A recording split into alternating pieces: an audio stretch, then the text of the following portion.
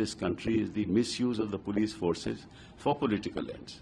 Wherever the BJP is in power, you know that political opponents will be attacked, and the police force, by and large, is working under the directions of the political persons in power, of the people in power, of the government in power. In other words, they are serving a political end. That's the real problem. Why? Because the police is no longer an independent force. You see that in the happenings of the local state police. You see that happening with the ED, with the Enforcement Directorate, and occasionally you see that happening with the CBI as well.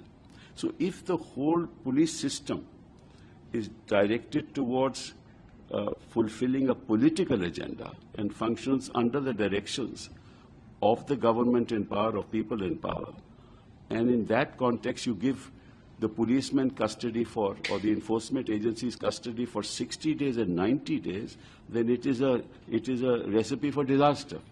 It means there will be more misuse of that political force. So I think this is completely unacceptable in a democracy. That's the first issue. The second issue is the way they have changed the sedition law. They say that, look, we have abrogated the sedition law, deleted that section 123 of the Penal Code, but now they have put into place provisions relating to national security without really defining in what circumstances a person can be prosecuted for national security. And most of these provisions are extremely vague. And as you know, that students, academics, teachers, journalists, political opponents have all been prosecuted for national security, right? And now with the further vague and expanding the power of, actually it's much worse than sedition. Expanding the power of national security means that more political opponents will be, and you people will be prosecuted or proceeded against, which is to silence the people. So on the one hand, they are giving police more powers. On the other hand, they are wanting to silence people. This is just completely unacceptable.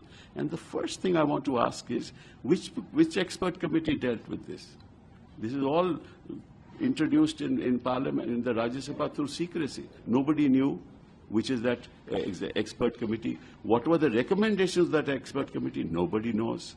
And suddenly this bill has been brought. And in fact, it's a very sort of cut and paste sort of thing. Most of the things are what the old code had. And it's cut and paste, it's ill thought, sentences are not complete, the heading is inappropriate.